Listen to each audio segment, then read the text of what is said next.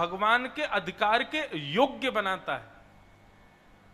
ध्रुव जी महाराज कहते मैं चाहता तो था त्रिलोक की सर्वश्रेष्ठ पदवी, पर श्री नारद जी महाराज के द्वारा प्रदत्त गुरु मंत्र ने मेरे चित्त को उचित बना दिया, और तब करते करते करते करते भक्ति भाव से मेरे चित्त से अब संसार की विषय वस्तु की जगह आपसे कुछ और मांगने की इच्छा प्रकट हो रही है। आहा, भगवान कहते हैं मांगो ध्रुव, क्या चाहिए तुम्हें?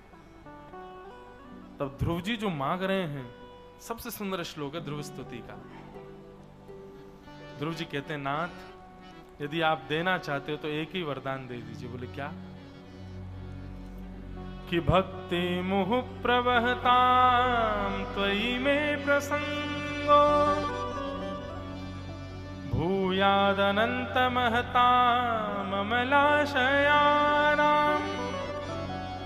येनांजसोर्वणमुरु व्यसनं भवाब्धिं निश्चय भव गुण कथामृत पान मत्त। ध्रुव जी कहते हैं नाथ, मुझे एक ही वरदान चाहिए, आपकी सुंदर कथा का प्रवाह करने वाले, आपकी सुंदर सुंदर यशों का गुणगान करने वाले जितने भी वैष्णव हैं, जितने भी भक्त हैं, जितने भी संत जन, जितने भी ऋषि जन हैं, उन सबके प्रति संग मिले। संग भी नहीं, यहां पर शब्द का प्रयोग किया प्रसंग, मतलब आसक्ति हो जाए मेरी उनमें। नाथ, मैं तो आपका भावरस नहीं गा सकता, और भावरस गाने में सुख नहीं, भावरस तो सुनने में सुख है नाथ।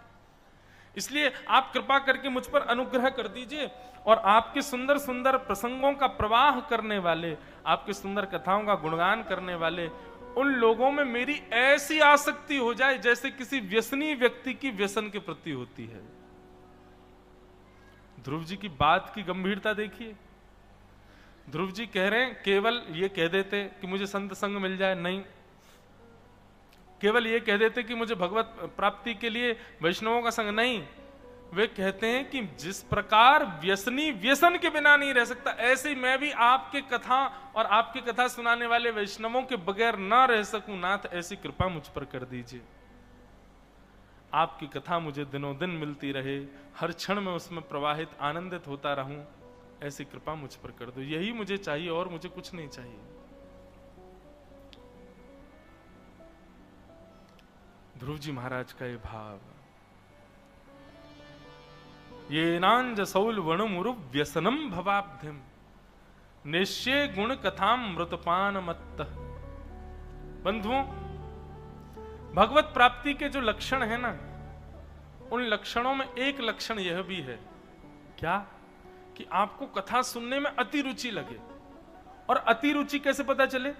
अति रुचि का मतलब उस रुचि के आगे सब फीका, बस पूरे दिन उसी की प्रतीक्षा होती है कि कब भगवत चर्चा सुनने को मिलेगी, कब भगवत भाव सुनने को मिलेंगे, कब कोई ज्ञान का विषय सुनने को मिलेगा। और उस स्थिति में आप चले जाते हैं कि ना आपको भोजन की इच्छा, ना जल की इच्छा, ना सांसारिक देह की कोई भी इच्छा की उस समय इच्छा प्रकट होती है हृदय में। इस प्रकार से कथा के प्रति जब रति हो जाए तो समझो भगवत प्राप्ति का ये लक्षण है। कथा के प्रति रति उत्पन्न होना, कथा के प्रति आसक्ति होना। ध्रुव जी महाराज नारद जी की कृपा से और उनके द्वारा प्रदत्त मंत्र से तो उनका हृदय शुद्ध हो ही चुका था, परंतु अब 5 महीने के शुद्ध भक्ति युक्त तप को करने के बाद भगवान का दर्शन करके तो पूर्ण रूपेण भक्ति भाव में अवस्थित हो गए ध्रुव जी। देखो बंधुओं, एक बात सदैव याद रखना, ठाकुर जी कब मिलेंगे उसके बड़े नियम हैं। जब हमारा चित्त ऐसा हो जाएगा, हमारी बुद्धि ऐसी हो जाएगी, हमारे विचार ऐसे हो जाएंगे, तब ठाकुर जी मिलेंगे। लेकिन एक बात सदैव याद रखना, ठाकुर जी से मिलने के बाद आप ठाकुर जी से अगर वास्तव में ठाकुर जी ही मिले होंगे तो ठाकुर जी संसार नहीं मांग पाओगे। सोच के भी बैठे होगे तो भूल जाओगे। आप देवताओं से संसार मांग सकते हो, लेकिन हमारे ठाकुर जी से आप संसार कभी नहीं मांग सकते। और जिसके सामने जाकर के संसार मांगने की इच्छा प्रकट हो जाए वो फिर या तो भगवान का अंश होगा या कोई और देवता होगा। ठाकुर जी के सामने तो आपके चित्त में कभी ये इच्छा प्रकट नहीं हो सकती कि मुझे संसार का कोई भाव चाहिए।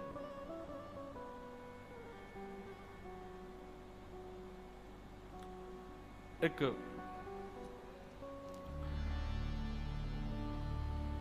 माधवेंद्रपुरी दास नामक एक भक्त हुए भगवान के। श्री जगन्नाथ जी दर्शन करने के लिए यात्रा करते हुए गोवर्धन से जा रहे थे। उनकी भिक्षावृत्ति तो थी, लेकिन भिक्षावृत्ति में भी एक नवीनता थी। क्या? उनके रूप को देख करके कोई समझ जाए कि ये भिक्षा लेते हैं और समझ के अपने आप भिक्षा दे जाए तो ही भिक्षा पाते थे। वो किसी से मांगते नहीं थे भिक्षा। कैसे कठोर कठोर नियम धारण करते हैं लोग। तो श्री माधवेंद्रपुरी जी भिक्षा लेते थे पर मांगते नहीं थे। कोई अपने आप समझ जाए उनको देख करके और अपने आप दे जाए तो बात बन जाएगी, लेकिन वो किसी से अपने आगे हाथ नहीं फैलाते थे मुझे भिक्षा दो। श्री माधवेंद्र जी जगन्नाथपुरी दर्शन करने जा रहे थे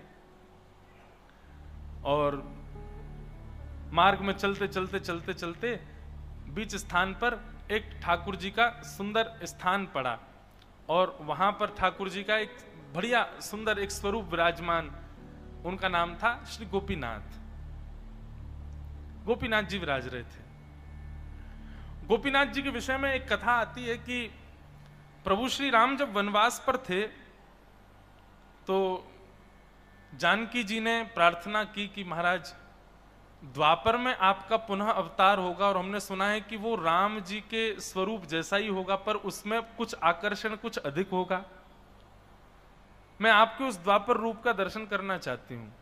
तो राम जी के सन्मुख जब ये आशा प्रकट की, अभिलाषा प्रकट की, तो राम जी बोले ठीक है, समय आने तो पूरी करेंगे। तो राम जी नित्य क्या करते थे, गुफा में जाते थे और गुफा से फिर वापस आ जाते थे। पूरे दिन गुफा में रहते, शाम को वापस आ जाते और पूरी गुफा को बढ़िया बंद करके पत्रों आदियों से ढक करके आते। एक दिन राम जी स्नान के लिए कहीं और चले गए तो जानकी जी बोली ये रोज गुफा में जाते, मैं देखूं तो सही इस गुफा में है क्या।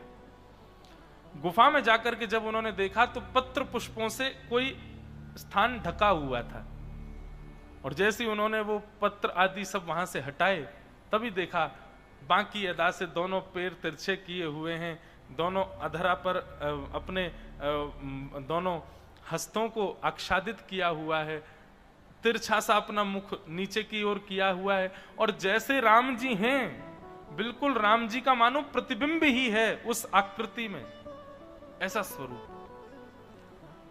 राम जी ने देख लिया, बोले अरे देवी ये क्या किया तुमने। बोले मुझसे रहा नहीं गया देखे बिना। बोले कोई नहीं, ये मेरा द्वापर का स्वरूप है, यही मेरा श्री गोपियों के चित्त के हरण के समय का ये मेरा विग्रह होगा। त्रिभंग दोनों पैरों को मोड़ करके इस प्रकार वंशीनाद करूंगा, यही मेरा रूप देख करके गोपियां प्रेम पुलकित हो जाएंगी। यही स्वरूप धारण करके मैं आऊंगा द्वापर में। सीता जी को दर्शन कराया। सीता जी ने ही प्रथम पूजा कर दी उनकी, ऐसा बताते हैं। वही श्री गोपीनाथ जी हैं, उड़ीसा में विराजते हैं। अब उनका नाम है खीर चोरा गोपीनाथ। खीर चुराते हैं। और कैसे खीर चुराते हैं? तो श्री माधवेंद्रपुरी दास जी गोपीनाथ जी के दर्शन करने के लिए पहुंचे। तो आज भी नियम है कि वहां पर 12 कुल्हड़ खीर का भोग लगता है श्री गोपीनाथ जी को और फिर 12 कुल्हड़ खीर जो है वो शयन आरती के बाद में पूरे दर्शनार्थियों में बांट दी जाती है। उसी का भोग प्रसाद पाते हैं सब लोग।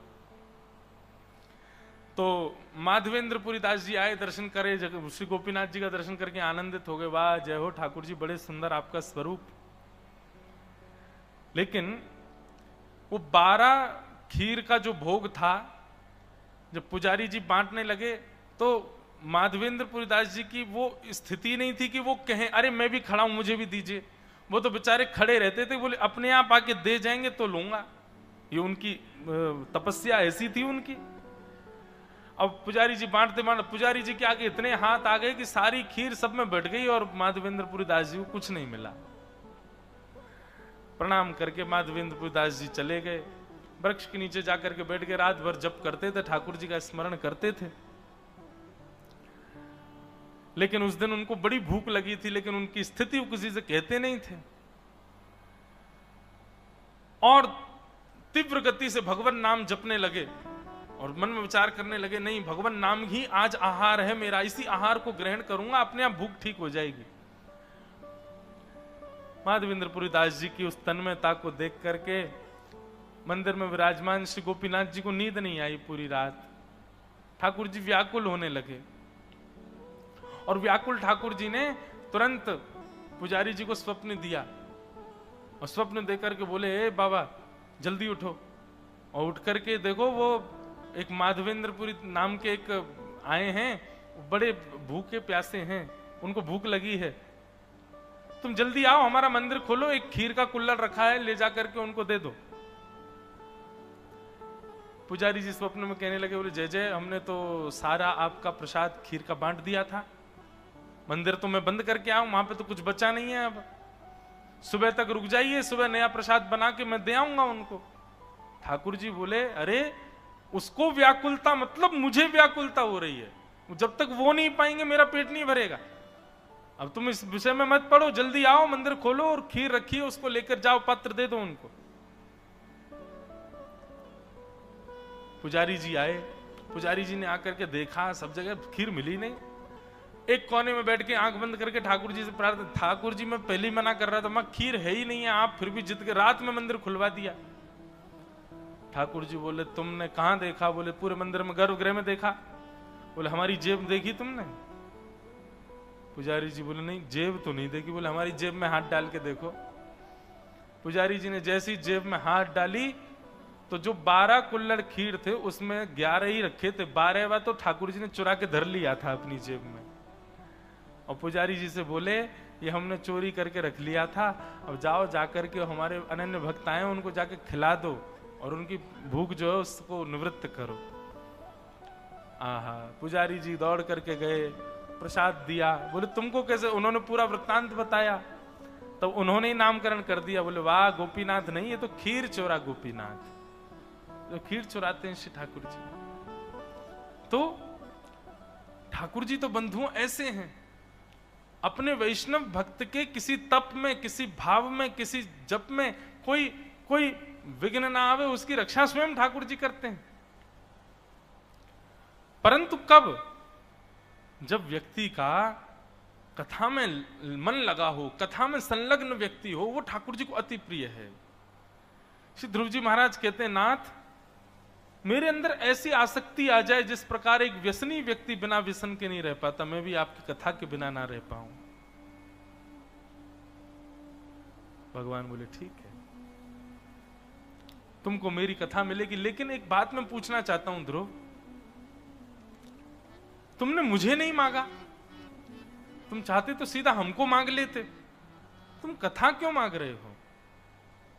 ध्रुव जी महाराज कहते हैं, बोले भगवान आपको मांगूंगा तो आप सामने कितनी देर रुकोगे ये आपके ऊपर निर्भर करता है, पर वक्ता तो जब कथा सुनाता है ना, तो कथा सुना करके आपको स्थिर करके हमारे चित्त में बैठा देता है, आप कहीं जा ही नहीं पाते, फिर सदा हमारे चित्त में बस जाते हो। इसलिए नाथ मुझे आपकी कथा चाहिए, जहां से आपका स्थिर दर्शन मुझे प्राप्त होगा। दूसरी बात, मुझे कथा क्यों चाहिए? बंधुओं, कथा में नेत्रबंध रहता, अब तो यहां तो खुलते ही नहीं है, लेकिन अन्य कथाओं में भी मेरे साथ ऐसा होता है, जहां भाव का प्रसंग हो नेत्रबंध हो जाते हैं। पर जब नेत्रबंध होते हैं ना, तब चित्त में ही ठाकुर जी की छवि दिखने लग जाती है। उस समय ऐसा लगता है कि हमारे 2 कान नहीं सुन रहे, हमारा रोया रोया सुन रहा है। ध्रुव जी महाराज कहते हैं, बोले नाथ आपको दर्शन करेंगे अगर सन्मुख, तो केवल 2 नेत्रों को आप दिखाई दोगे, पर कथा में जब सुनते हैं व्यास जी से, तो ऐसा लगता है रो रो श्रवण में प्रकट हो गए हों और प्रत्येक रो से आपको सुन रहा हूं। नाथ इसलिए मुझे आप नहीं चाहिए, मुझे आपकी कथा चाहिए।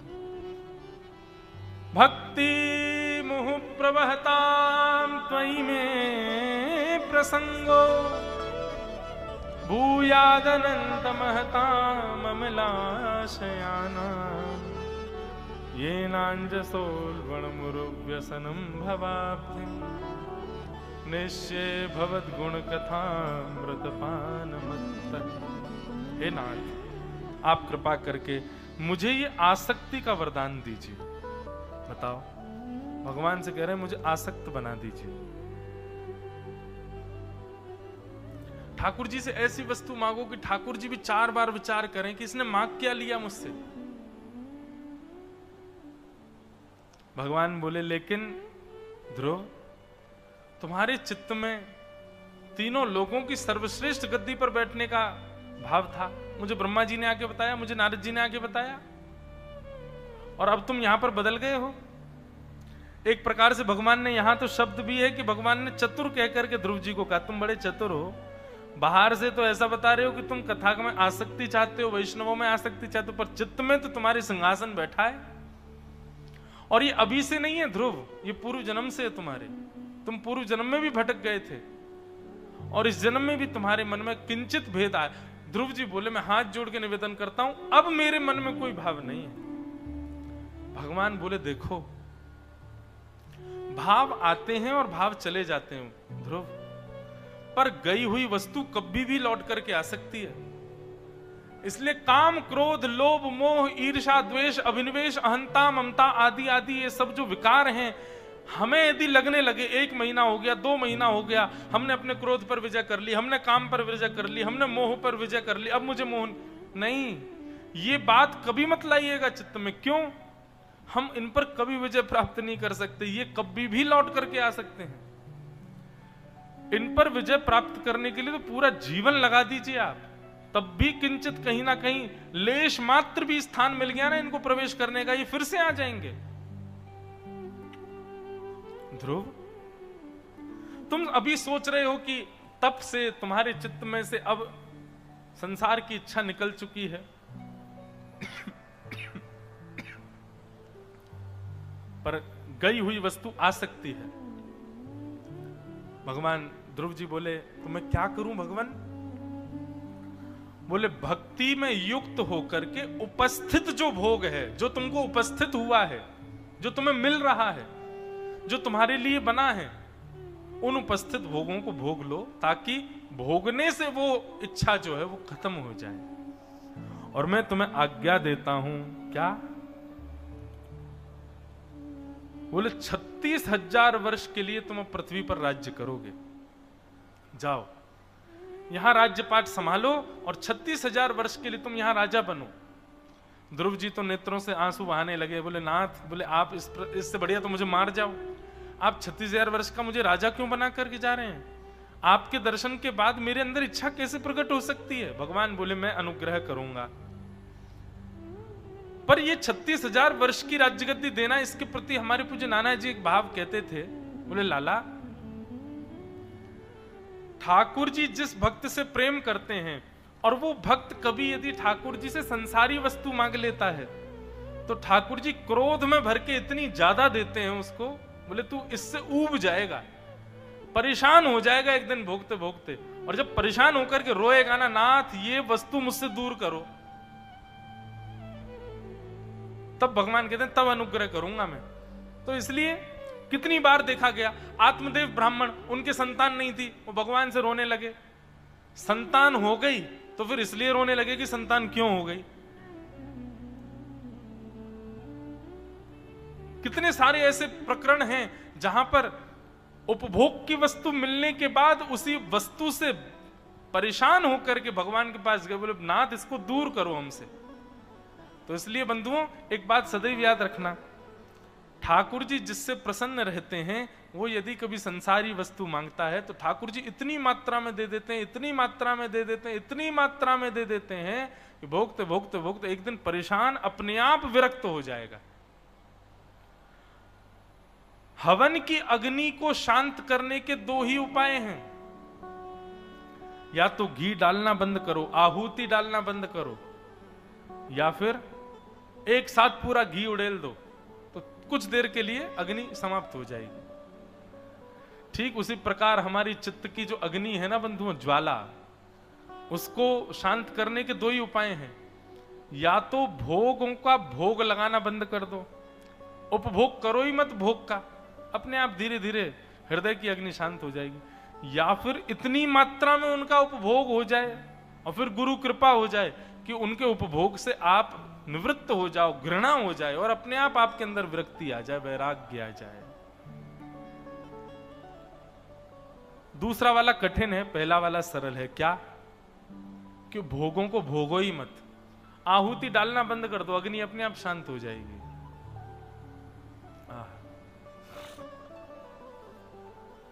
श्री ध्रुव जी महाराज भगवान के सामने खड़े, भगवान कहते 36,000 वर्ष के लिए राज्य करो, और केवल इतना ही नहीं, एक और बात कहते हैं। बोले क्या? भगवान कहते हैं नान्योर्दिष्टमी भद्रम ते दुरापमपि सुव्रत। भगवान कहते हैं उद्धव, यहां तो तुम 36,000 वर्ष के लिए राजा बनो ही, लेकिन मेरे बनाए गए तीनों लोकों में एक लोक है जहां पर अभी तक कोई प्रतिष्ठित नहीं हुआ है, वहां पर अभी तक कोई बैठा नहीं है। वो लोक मैंने अपने भक्तों के लिए बनाया है, ताकि जो बहुत भजन करके आवे उनको मैं उस लोक में बैठा दूं। जब कभी मेरा मन हो मैं उस लोक में आकर के सब भक्तों से मिला करूं। उस लोक का मैं तुमको अधिपति बनाऊंगा, और उस लोक का नाम भी ध्रुव लोक, ध्रुव तारा, जो कि ब्रह्म मुहूर्त में सुबह दिखाई देता है। ये श्री भगवान के द्वारा प्रदत्त श्री ध्रुव जी महाराज को एक लोक है। हमारे पूज्य नाना जी उसके विषय में भी कहते थे कि वो सुबह सुबह क्यों चमकता है, पूरी रात क्यों नहीं चमकता? बोले क्योंकि सुबह सुबह ब्रह्म मुहूर्त में वो चमकता है। ब्रह्म मुहूर्त में भगवान वैकुंठपति उठते ही सबसे पहले ध्रुवलोक जाते हैं, इसलिए भगवान की अगवानी में ध्रुव जी और वहां के समस्त वैष्णव वहां सुंदर दिए जलाते हैं, सुंदर प्रकाश करते हैं, इसलिए सुबह के 45 मिनट ही वो चमकता है। उतनी देर ऐसा मानना चाहिए कि भगवान वहीं हैं। हमारे नाना जी ऐसा भी कहते थे, यदि कोई व्यक्ति मास पर्यंत 2 मास पर्यंत, वर्ष पर्यंत कितना भी नियम लेकर के और नित्य सुबह उठ करके ध्रुव लोक का दर्शन करे, और उस समय मन में विचार करे शंख चक्र गदा पद्मधारी भगवान अभी यहीं घूम रहे हैं, यही स्थान है जो मुझे दिख रहा है, इधर ही ठाकुर जी विचरण कर रहे हैं, इस भावना से दर्शन किया करे। एक दिन ऐसा निश्चित होगा कि जब वो ध्रुव लोक का दर्शन करेगा, तब ध्रुव लोक में एक क्षण के लिए ध्रुव लोक अंतर ध्यान होकर के साक्षात एक क्षण के लिए ठाकुर जी की प्रतिबिंब उसको दिखाई देगा, और एक क्षण में वो अंतर ध्यान हो जाएंगे। एक क्षण का दर्शन निश्चित होगा ठाकुर जी का, ऐसा ध्रुव लोक है। तो भगवान ने ध्रुव जी से कहा कि ध्रुव जी अब तुम जाओ, जाकर के और जो है संसार के प्रति 36,000 वर्ष तक राज्य करो। ध्रुव जी महाराज बहुत रोए, लेकिन भगवान की आज्ञा है कि अब भोगो, तुमने मांगा क्यों मुझसे संसार। ध्रुव जी महाराज लौट करके जाने लगे, भगवान को प्रणाम करके लौट करके गए। यहां उत्तानपाद राजा को जैसे ही पता चला कि मेरा पुत्र वापस आ रहा है, पूरे नगर को सजाया गया है, पूरा नगर सुंदर लगने लगा, सब नाच गान कर रहे हैं, ढोल नगाड़े बजा रहे हैं। ध्रुव जी महाराज लौट करके वापस अपने नगर आ रहे हैं। जैसे ही ध्रुव जी महाराज प्रवेश किए, ध्रुव जी के रूप की कांति देख करके 4.5-5 वर्ष के बालक को देख करके उत्तानपाद राजा से स्वयं को रहा नहीं गया, दौड़ करके उत्तानपाद गए और ध्रुव को अपने हृदय से लगा लिया। मिथ्या वदति लोकोऽयं चंदनम खलु शीतलम कि पुत्र गात्र क्षण स्पर्श चंदनात् तिरुच्यते। संसार में सबसे ठंडा क्या होता है? विश्व में सबसे ठंडा है चंदन। विश्व में सबसे ठंडा जीव यदि कोई है तो वह है सर्प। सबसे ठंडा होता है वो। उसको भी जब गर्मी लगती है तो चंदन के वृक्ष से जाकर के चिपक जाता है, लिपट जाता है। उसी चंदन को जब घिसा जाता, मतलब वो सर्प से भी ज्यादा ठंडा होता है। चंदन को घिस करके लगाया जाए तो कहते हैं अत्यंत शीतलता का अनुभव होता है। आज उत्तानपाद राजा ध्रुव जी को अपने हृदय से लगा करके कह रहा है कि लोग गलत कहते हैं कि चंदन सबसे ठंडा, सर्प सबसे ठंडा। तब किसी ने पूछा तो बोले फिर सबसे ठंडा है क्या? तब कहते हैं कि पुत्र गात्र क्षण स्पर्श चंदनात् अतिरुच्यते। एक भगवत प्राप्त और श्रेष्ठ पुत्र जब अपने पिता को हृदय से लगाता है ना, तो उसके सामने चंदन भी उष्णता का अनुभव कराता है। एक श्रेष्ठ पुत्र को गले में लगाने में पुत्र को जो, पिता को जो सुख मिलता है, उस सुख के आगे चंदन की तासील भी गर्म लगती है। आज ध्रुव को हृदय से लगा करके खूब भावुक हो गए श्री उत्तानपाद राजा। दसों दिशाओं में चर्चा तो हो ही गई थी कि भगवान मिल गए ध्रुव को। ध्रुव जी महाराज की दूसरी सबसे बड़ी बात ये, ध्रुव जी जैसे ही आए, आते ही सबसे पहले सुरुचि मैया को प्रणाम किया, जिन्होंने कहा था कि वन में जाओ और वन में जाकर भगवान का भजन करके वरदान मांगो, मेरे गर्भ से जन्म लो। सबसे पहले अपनी मैया को प्रणाम नहीं किया, सबसे पहले आकर के उनको प्रणाम किया। बोले क्यों? आप ही कारण बनी मुझे भगवत दर्शन कराने की। यदि मैया आपने उस दिन मुझे नहीं डांटा होता, मुझसे ऐसा नहीं कहा होता, तो शायद इस जन्म में क्या कभी भी मुझे भगवत दर्शन नहीं होता। इसलिए मेरी प्रथम पूज्य आप हैं, मैं आपके चरणों में वंदन करता हूं। बंधुओं, कई लोगों के भगवत प्राप्ति के कारण सुखद होते हैं, अच्छे होते हैं, पर कई लोगों के जीवन में भगवत प्राप्ति का कारण अत्यंत कष्टमय होता है। जीवन में बहुत बड़ा कष्ट आता है, तब जाकर के वो भगवत सानिध्य ग्रहण करते हैं या भगवत सामीप्य पाते हैं। आप उस कष्ट को ही अपना गुरु मानिएगा जिसकी वजह से आप ठाकुर जी की तरफ मुड़ गए। जिस कष्ट ने, जिस विपत्ति ने, जिस आपत्ति ने आपको ठाकुर जी की तरफ मोड़ दिया, वो आपके गुरु है। वैसे तो मैंने कष्ट, विपत्ति, आपत्ति कही, पर जिस कारण से भी आप ठाकुर जी के समीप पहुंचे हो, उस कारण को सदा प्रणाम करो, सदा वंदन करो। अगर ये कारण उपस्थित नहीं होता तो मैं कभी ठाकुर जी के सन्मुख नहीं जा पाता, मैं कभी ठाकुर जी को प्राप्त नहीं कर पाता। तो उस कारण को धन्य मानो। ध्रुव जी महाराज ने आकर के मैया को प्रणाम किया। बोले मैया आपने अगर उस दिन नहीं कहा होता तो शायद मुझे भगवत प्राप्ति कभी नहीं हो पाती। तत्पश्चात ध्रुव जी महाराज ने अपनी जन्मदात्री मैया को प्रणाम किया, हृदय से लगा लिया। उसके बाद श्री ध्रुव जी महाराज राजकुमार भेष में रहने लगे और कुछ ही दिनों बाद पिता ने अपनी राज्य गद्दी का अधिपति ध्रुव जी महाराज को बना दिया और ध्रुव जी को राज्य गद्दी पर बिठा करके उनका राज तिलक करके मुकुट उनके सिर पर धारण करा दिया। ध्रुव जी महाराज अब राज शासन करते हैं। आपके छोटे भाई का नाम उत्तम। उत्तम का यक्षों के साथ में युद्ध हुआ और वो वहां मारे गए। ये बात जब ध्रुव जी को पता चली तो ध्रुव जी अपने क्रोध पर वश नहीं कर पाए और यक्ष विहीन करने के लिए निकल पड़े, युद्ध करने के लिए। तब ब्रह्मा जी प्रकट हुए और ब्रह्मा जी ने प्रकट होकर के ध्रुव जी से कहा, ध्रुव इतना क्रोध तुम्हारे अंदर कैसे आ गया? तुमको तो भगवान का दर्शन हुआ है। भगवत दर्शन करने वाले के चित्त में इतना क्रोध आ गया कि वो पूरी की पूरे सेना को खत्म करने निकला है। कहीं ऐसा तो नहीं कि तुम्हें भगवत दर्शन हुआ ही ना हो? ध्रुव जी कहते नहीं नहीं पितामह, आप जो कहें सब स्वीकार है, पर इस बात को अस्वीकार नहीं करूंगा मैं। ठाकुर जी ने साक्षात्कार हुआ है मुझे।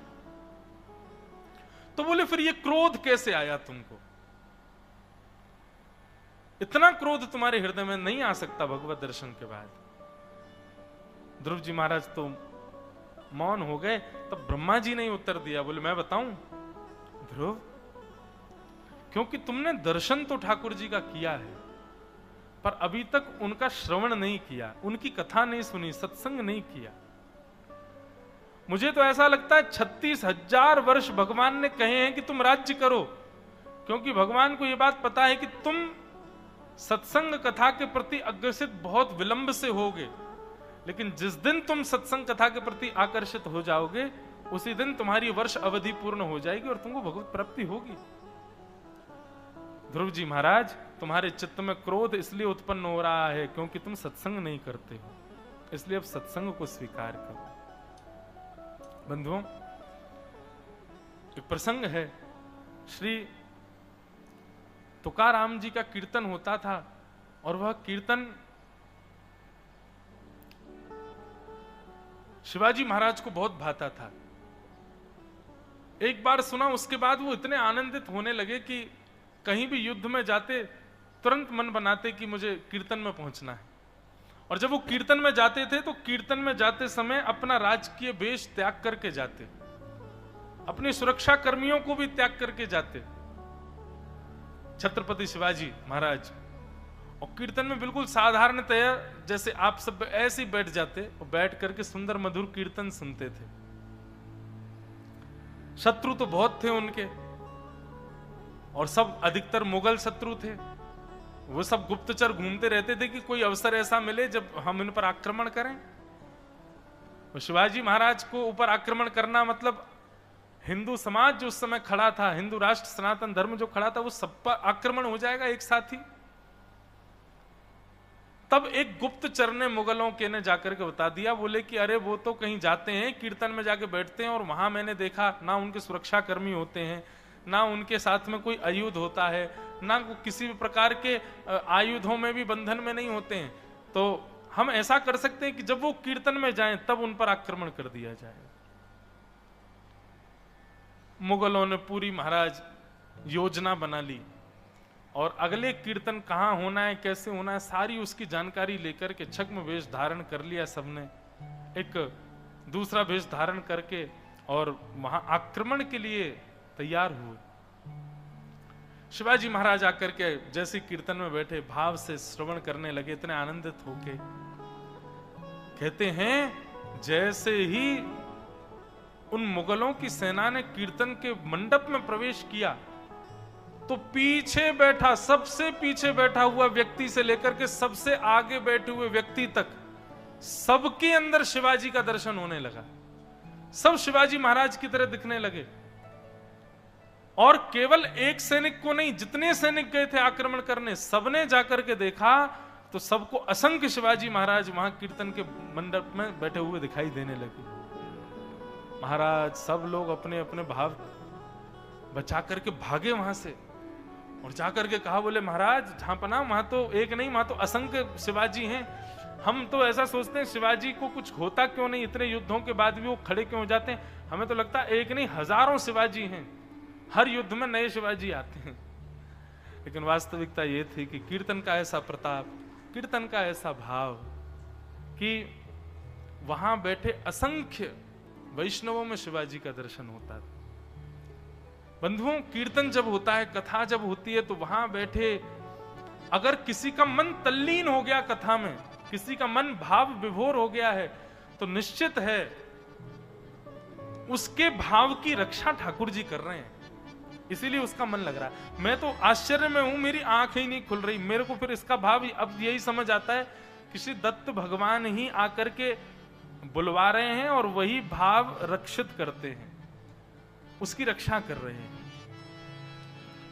ऐसे ऐसे सत्संग में देखो कितनी बड़ी बात यहां पर है, दर्शन के बाद भी आपने यदि सत्संग नहीं किया है तो भी आप काम क्रोध लोभ मोह ईर्ष्या द्वेष संसारी भोगों के भाव में आसक्त हो सकते हो। जैसे श्री ध्रुव जी महाराज को क्रोध आ गया, ध्रुव जी को यही चिंता हो गई कि भगवान के दर्शन के बाद क्रोध क्यों आया। बोले क्योंकि सत्संग तुम्हारे जीवन में नहीं आया है, अब सत्संग करो। ध्रुव जी ने शेष जीवन अपना सत्संग में व्यतीत किया और खूब सत्संग करते, खूब कथा सुनते, कथा करवाते, कथाओं में जाकर कीर्तन करते, नाचते गाते, आनंद करते।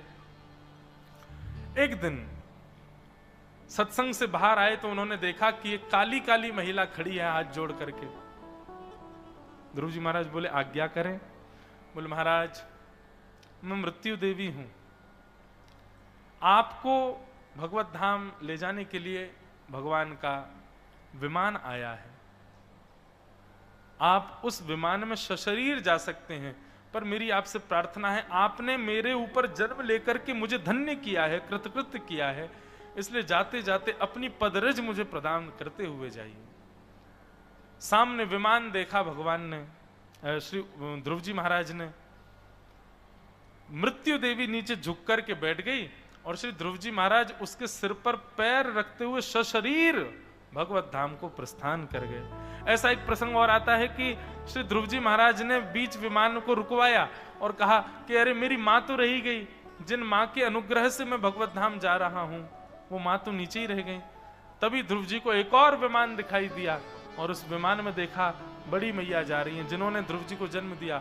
एक और विमान दिखा और उसमें देखा छोटी माँ भी भगवत धाम को जा रही है। मतलब ध्रुव जी की कृपा से पूरे वैष्णव समाज, परिवार, कुल, खानदान सबके उद्धार हो गया और सब लोग भगवत धाम को प्रस्थान कर गए। बोलो भगवत धाम की जय, भक्त वत्सल भगवान की जय, श्री ध्रुव जी महाराज की जय। ऐसे ध्रुव जी महाराज, एक वैष्णव बालक जब एक कुल में जन्म ले लेता है तो उस कुल के 25-21 पीढ़ियां तर जाती। ऐसा भगवान का अनुग्रह है, भगवान की कृपा है। ध्रुव जी महाराज पर अनुग्रह करके भगवान ने उनको अपने लोक की प्राप्ति कराई। जिसने हरि गुण गाए, जिसने हरि गुण गाए, जिसने हरि गुण गाए, जिसने हरि गुण गाए, तो हरि दौड़ चले